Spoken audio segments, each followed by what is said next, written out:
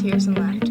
Today we will be talking about lacrosse. We will talk about lacrosse in general, our USA lacrosse team, and the differences between girls and boys lacrosse. We will interview a lacrosse player here at Corning Painted Post High School. We will also interview the girls' JV lacrosse coach. Let's now talk about the lacrosse sport. Lacrosse is a sport played with a stick and a ball, and it is the oldest organized sport in North America. Lacrosse originated from the indigenous people. Field lacrosse is traditionally an outdoor sport, while box lacrosse is traditionally an indoor sport. There are many differences between girls and boys lacrosse, mainly the contact rule. Girls are allowed no physical contact, but they are allowed stick-to-stick contact. While boys lacrosse is a lot more physical, they allow body checking. This means when an offensive player has the ball, the defender is allowed to hit the player. They are allowed to check the player with the ball from the side or front, but above the waist and below the shoulders, while both hands are on the stick. Boys wear more padding than girls. The boys wear helmet, stick, gloves, shoulder pads, arm pads, a mouth guard, and a chest pad. Girls only have to wear a mouth guard and goggles or a helmet, but most girls prefer to wear goggles. It is very controversial if girls lacrosse should be more physical. Another difference in the game is the field player's stick. A girl's stick has a smaller pocket, while boys' sticks have a bigger pocket, and they have long sticks for defense and short sticks for attack, while girls just have one size stick. If you've watched a high school girls and boys lacrosse game, you can see that the pace of game is way different. The boys have a shot clock, while the girls will be adding a shot clock into play this year. This will speed up the girls' game. In college, the boys and girls both have had them for a few years. For the girls in 2017, NCAA Division I implemented the 90-second shot clock, and in the following year, 2018, NCAA Divisions II and III added the 90-second shot clock. For the boys in 2019, the NCAA approved the 80-second shot clock for every possession, and the clock will reset after every possession. But in 2021 to 2022, the NCAA added a 60-second reset if the offensive team regains possession after shot. Now to talk about the USA lacrosse teams. USA currently sponsors 8 national teams. Men's and women's senior, Men's and women's U20, men's and women's sixes, and men's and women's box. they have won 36 World Lacrosse Championships. Lacrosse is not an Olympic sport, but it is set to come back for the 2028 Olympics. Now let's talk to some lacrosse players here at Corning Painted Post High School.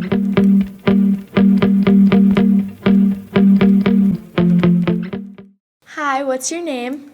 Lachlan, What team do you play for? JV, and Gaffer. How many years have you been playing lacrosse? 11, Why do you play lacrosse? because my dad and brother played it, and it's really fun. What position do you play? I play goalie, but I used to play midfield. Which one did you prefer? Well, I'm better at goalie. What number are you? I'm number 1, number 10. Those are my favorite numbers. Is that the only meaning behind it? Yeah. Okay. What do you bring to the team? Communication and skill. Do you train in the off season? Yes. What do you do? When the coaches have practices, I do that. And I get shots at my house. And do you play for like a travel team that keeps you good? Yeah, I play for 2 travel teams. Oh yeah. You go in your backyard and get shots on? Yeah. Do you feel like the girls' sport should be more physical? Yes. Why? In what ways? They should be able to hit. What are your personal strengths? Communication. It's okay, you're a goalie. That's kind of what you need to do. Is there any specific thing that you are trying to work on and get better for lacrosse? Just overall, just getting better at the sport. Learning how to get coached better. Are there any lacrosse players you admire? Yes. Blaze Reardon, Brett Dobson, and Michael Sowers. Why? Because they're professional and they're really good. Are they all goalies? No, 2 of them are. What is your biggest accomplishment in lacrosse so far? Probably making the team because I got cut the first year. And then in Gaffers, And I made the team. And then now I play for the team. How long have you played? Like 3 or 4 years. Do you think you'll play college lacrosse? I hope so. Like what level? Like D1, D2, D3? I'm hoping for D1, but any of them would be great. Do you have a school you want to go to? Yeah, like Maryland. Maryland's my favorite school to go. And to finish off, what is your overall opinion about the sport? It's the best sport in the world. Now let's play some lacrosse trivia.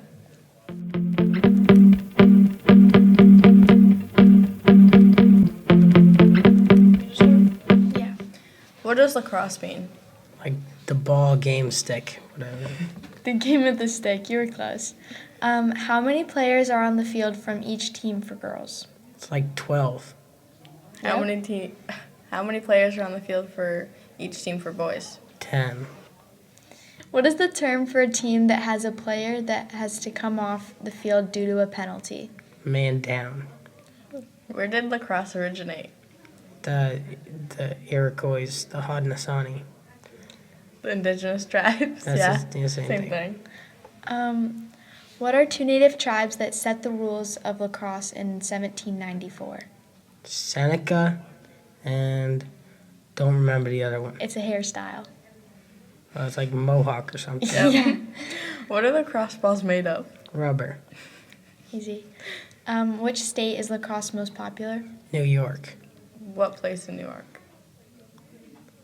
Upstate. The city.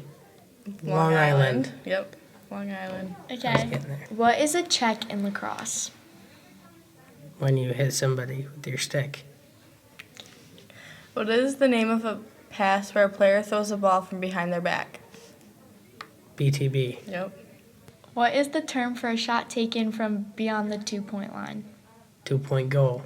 You're good at this. What is the name for the defensive strategy where a player doubles a team and offensive player? Double. Yeah. Who is the all-time leading scorer for NCAA men's lacrosse history? Is there like a couple things? It's a person.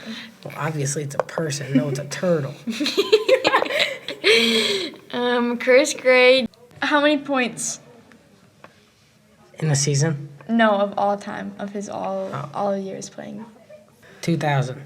No. Lower. 1,500. Oh my Lower. gosh, it's 401. Which professional lacrosse league is most prominent in North America? NLL. Hey, good job. Okay, name a famous lacrosse player from New York. No, he's not famous. I don't know. What is a famous lacrosse player from Pennsylvania? It's Michael Sowers. Good job. Now let's talk to the JV girls lacrosse coach.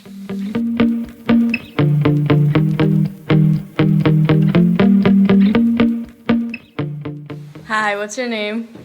My name's Coach Guilfoyle. How many years have you been coaching lacrosse? I've been coaching lacrosse for quite a while. I started coaching club lacrosse back when I was in college, so that was getting to be quite a while ago now. And then with the district, I did coach a little bit at Elmira College when I was getting my master's degree to be a teacher. There's 2 years there, and then I started with the district. This will be my 3rd year coaching girls lacrosse here, so it's been quite a while at this point. What do you like about being a coach? Growing up an athlete myself, it's nice to be able to, kind of stay in the game, but is more of a, as a guide and help other young people develop their game. I'm competitive, so I want to win, and just as much as the athletes. It's a nice little add-on to just working in the school and being a teacher is fun and everything, and there's great parts of that. But the coaching, it definitely adds a nice little touch to it. Yeah. How would you describe your coaching style? My coaching style? Do you have anything you would like to add to my coaching style? Right? It's We're fun. on a podcast. We go back and forth here. I don't know. It's fun all the time. Fun all the time. Yeah. Oh, yeah. Well, I do. Yeah, I try to keep it fun, But we also have to be able to focus and work hard and put in the work that sometimes isn't always fun. But as long as everyone's doing things the right way, we can have fun and get done what we need to. Yep. Would you think that's a fair explanation of your Yeah. experience? Yeah. Yeah. Why did you become a coach? Did anyone have an influence on you? First started coaching, I moved back. I was living abroad, and I moved back, and Where I were you just didn't. living? Well, this has to do with lacrosse too. I played lacrosse in Australia back in like 2016. Played a season down there. Did you know that? Did I tell you about that? Oh I didn't yeah. know that. Yeah. So I moved back from being away for a year, and I had zero money, and I found out that I could start substitute teaching, and then I found out that I could start coaching, and that's kind of what really got it going. And now it's something I do and love. It's not for the money at all anymore, but that's kind of how it started when I was a much younger man, I guess. And then, home from college, coaching club, saving up for the next school year. That's kind of how it all started, and now I just, love to give back to the community and with working with, young athletes. So. It's so fun. Yeah. Are there any new strengths you think you've developed from coaching? Yeah, I feel like the interactions I have with athletes and stuff on the field can also translate into the classroom for how I interact with students and everything. It's figuring out how you can get people to work together, motivate them, work with and celebrate the good things, but also like get through the harder times together. Pretty new at teaching at this point, so being able to coach, that's just more interactions with student athletes, which kind of I like to think makes me a better teacher too. Yeah. Yeah. What do you teach? I'm a special ed teacher here at the high school. Are there any perks to being a coach for the school? Is there perks? Yeah. You can see students here that are like motivated and want to go on and play sports after high school, or go for sectional championships and stuff like that. And a perk for me is I also remember being a young person, and now I get to help people, young people with their goals. I've experienced it, and I can kind of help them along. So that makes me feel good being able to be a part of that. Yeah, and it breaks up the day to day. And I coach a couple different sports. I coach wrestling and lacrosse, so I'm always getting that competitiveness out with me. Something I am a competitive person, so that's like at this point I'm not playing like any pro sports or anything. So this is kind of a good little channel for me. What's your favorite part of lacrosse? Lacrosse, I always, since I was younger, it's always been one of my favorite sports. I think I like football the most, but lacrosse was always a close second. It's just so fun. Like practices are fun, which is like not common with a lot of other sports. Like anytime you got a stick in your hand and a ball, and it's just such a great game. And you have your teammates, and what's better than like a nasty pass, and then like what I mean, and then he rips a corner, like it's so cool, right? And then you get that. Well, the boys, we get to hit a little bit. Girls, tend to get a little physical time to time. Yeah. When did you start playing lacrosse? Like when you were a kid? Yeah, I started a little late than most of my friends, but I was still like, I was youth league like on Canada Road. I would say probably like fifth grade. Then I played all the way up through in college, and I think I played my last like competitive game when I was probably 25, 26. So it was quite a long time. What college did you play at? I played at Binghamton University. I was a walk-on there as a sophomore, and I finished my last 3 years there. I actually wrestled my freshman year there, and then walked on to the lacrosse team as a sophomore and finished out playing. What's your expectation for players during games? There's a lot. There's quite a few expectations. I always tell, student athletes, like, first of all, sportsmanship and putting on a good display of what Corning sports are all about, respect when we're on the away games and stuff, like be presentable, because you're an ambassador for your school and your community. So that's important to me.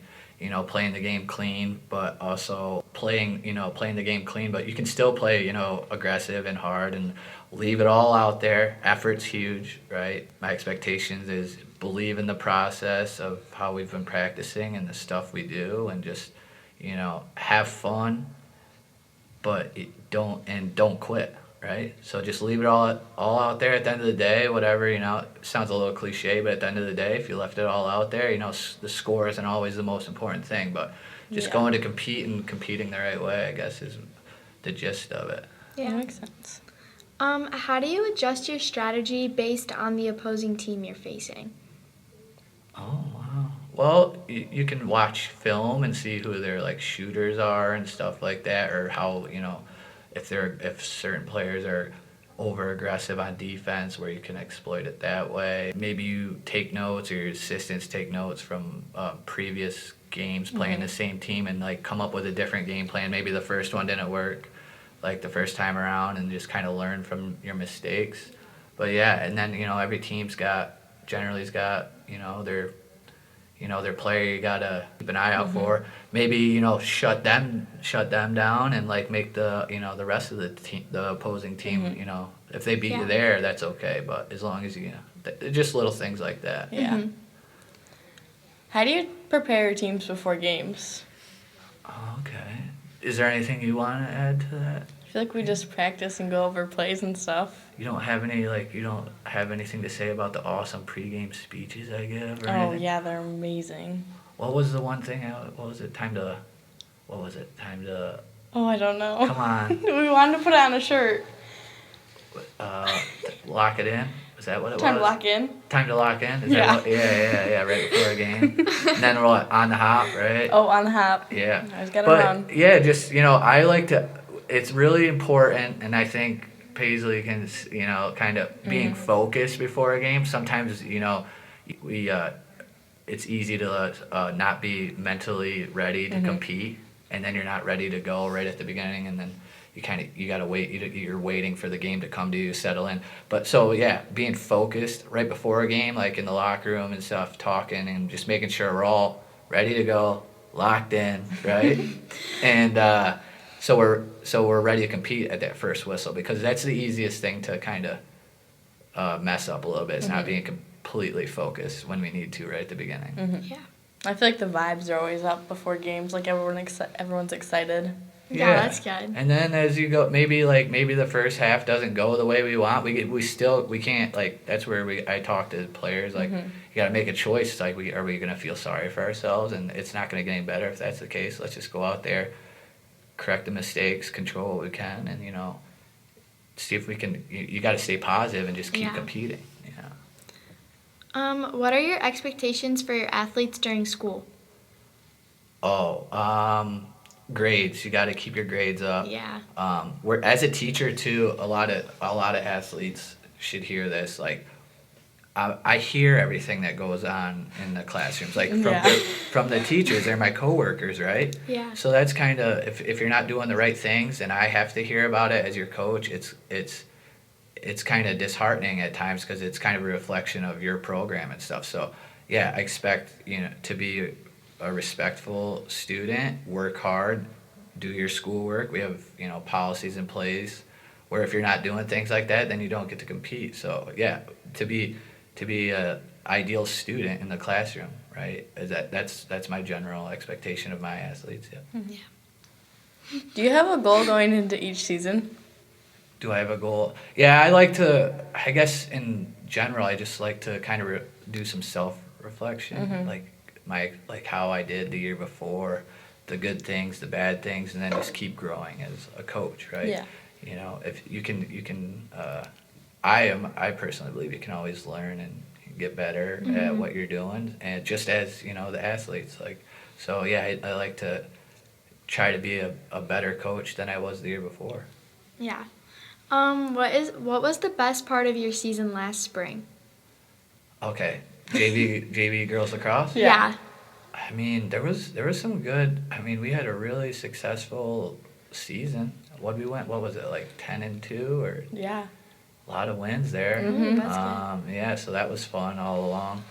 The bus rides. Yeah, we The had. way spot animals. Yeah, critter spotting. Spot animals. Yeah, on the bus, you critter spot. You look out the window and you can see No. hawks and coyotes and foxes. Yeah, that was always fun too. But I mean, we had a couple. I think there was an overtime win against Horseheads. I That love was those cool. wins. It was a good game. Playing some Rochester teams really tough. Not really losing to anyone in the stack. That was probably a highlight. Yeah. Yeah. Okay. What was your most memorable coaching moment of your whole coaching career? Oh man, there's so many good ones. I honestly don't think I can pick one. I mean, I coach varsity wrestling here. Like we've had some kids get some like really big wins at the state tournament, and there's that. And then, being new to the girls lacrosse game, a lot of the moments, the successful, the fun moments there are all new to me. So I can't think of just one. Yeah. It's There's a lot. it was fun last spring. I'm having fun coaching wrestling. But I can't really just pick one because there's been a lot of people having a lot of memorable moments that I got to be a part of with them. So. Thank you. All right. Well, thank you. Thank you all for tuning into this episode about lacrosse. This wraps up the All About Sweat, Tears, and Laughter podcast. Bye, Hawks.